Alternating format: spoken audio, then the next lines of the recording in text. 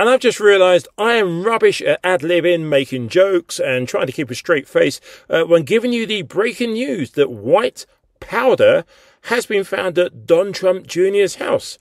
He called in the emergency services. Breaking.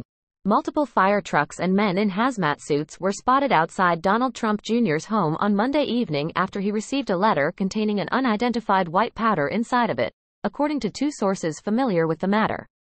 The left will fucking kill everything, including humor. Ladies and gentlemen, Beth, we should the best is yet to Millions of dollars worth of cocaine fell from the sky this morning in Knoxville, Tennessee. There's more of this out there. They dumped it somewhere. A lot of cocaine was lost. I need you to go and get it. No, don't eat that, don't eat that.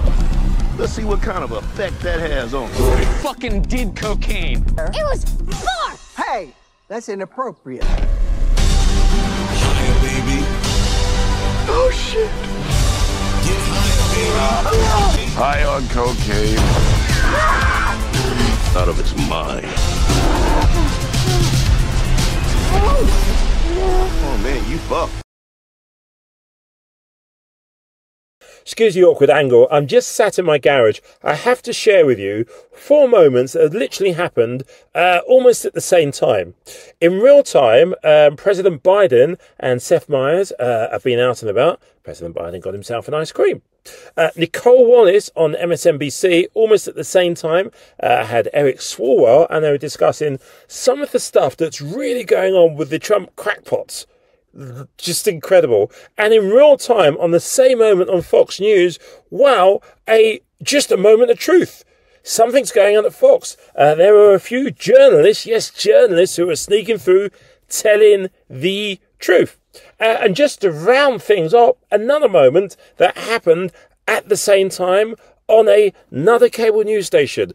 And it's only the start of the week, Monday. Wow, take a breath.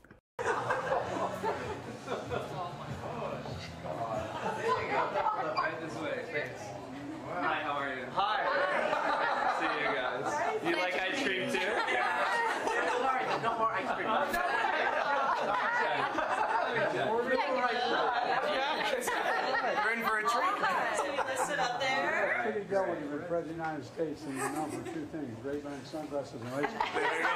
No better combo. That is... We've got mint chip, we've got coffee affogato. How about mint chip? Mint chip, you got it. And how about sugar? Sugar cone? Yeah. Okay. I was worried you were going to be that guy who asked for all the samples. We can get you some samples. By the way, I'm the last of the big spenders in the East, so whatever he's at. Oh, look at that. I'll do a honeycomb. Honeycomb? Yeah. Would you like that in a waffle cone? I'll have it the same way. Sugar cone? You got it. What do you got here? There you go. That's your drink for the day. Excellent, excellent, excellent. I got a little cash. If anybody want ice cream? Yeah, okay. You turn the camera. Do you want any for real? Yes. Not a bribe. No. I got a little. Why did you order now this Thursday? You're going on Thursday. Why don't I've been planning to go Thursday. What I didn't know is my good friend apparently is going.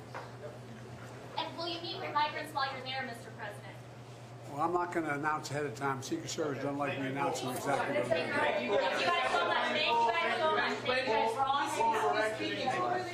Can you give us a sense of when you think that ceasefire will start, sir? Well, I hope by the beginning of the weekend. I mean, the end of the weekend. At least my national security advisor tells me that we're close. We're close. It's not done yet. And my hope is by next Monday, we'll have a ceasefire. Okay, thank you. Okay, thank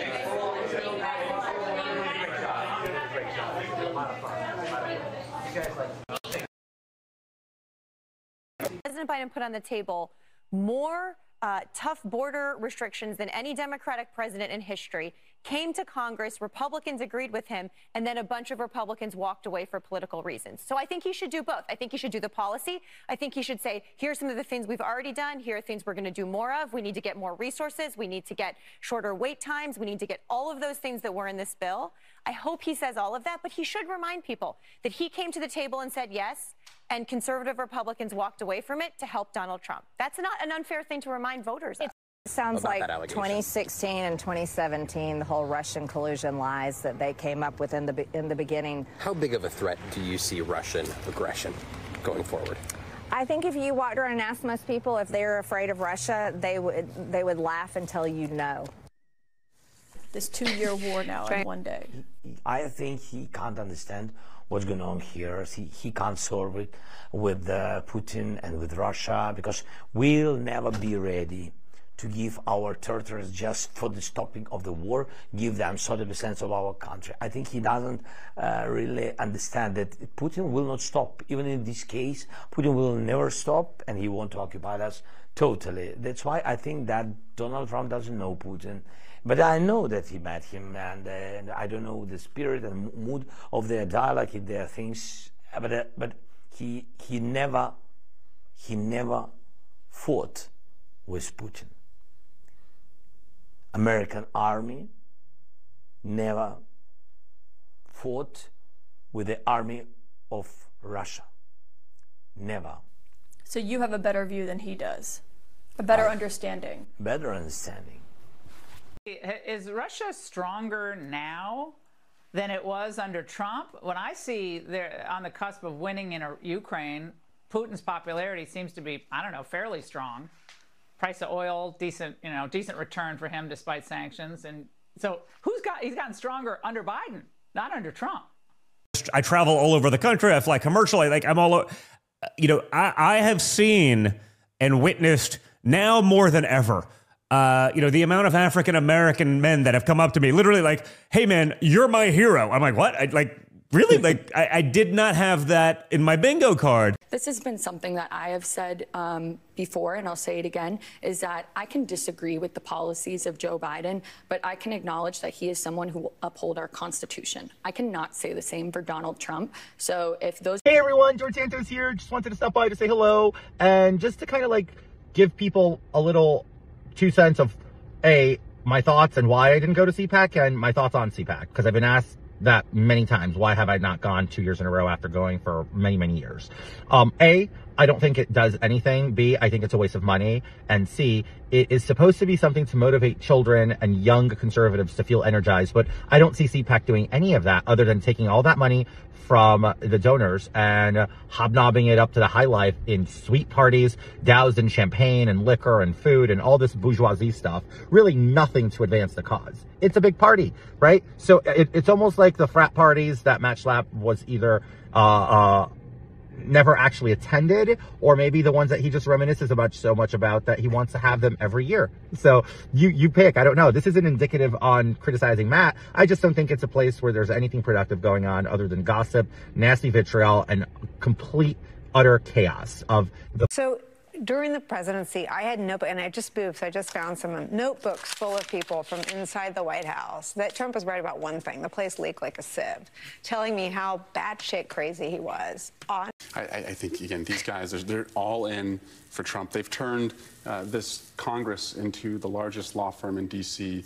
that works on behalf of just one client, Donald Trump. And so all they know reflexively is just, to do whatever he wants. So if Trump says no Ukraine funding, no Ukraine funding. If their own most conservative members strike a border deal, but Trump, it clicks for him that this doesn't help him politically, they're going to kill the border deal. And frankly, I think as Democrats, we have to show voters who hate politics that this is Republican efforts to put politics over people, and we want to flip that script, and everything we do is to try and put people over politics. Let me ask you this. What is it that Democrats want from the Department of Justice when it comes to the Smirnov use in the impeachment sham? Yeah. Well, it's very clear that Smirnov was working with Russian intelligence by his own admission. And the Republicans were so eager to put this out there just to beat up Joe Biden in furtherance of never accepting him as president. So we do want to know, what notice did you have of his lack of credibility?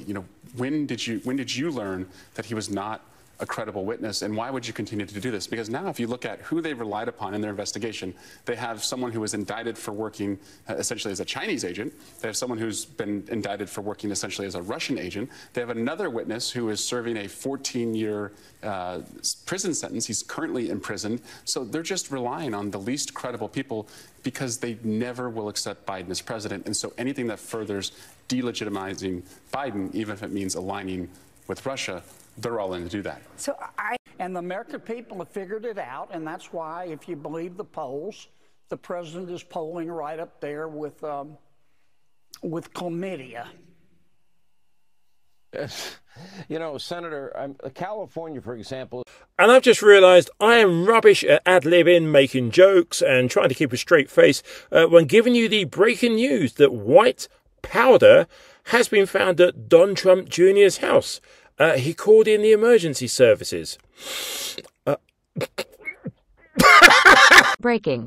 Multiple fire trucks and men in hazmat suits were spotted outside Donald Trump Jr.'s home on Monday evening after he received a letter containing an unidentified white powder inside of it, according to two sources familiar with the matter.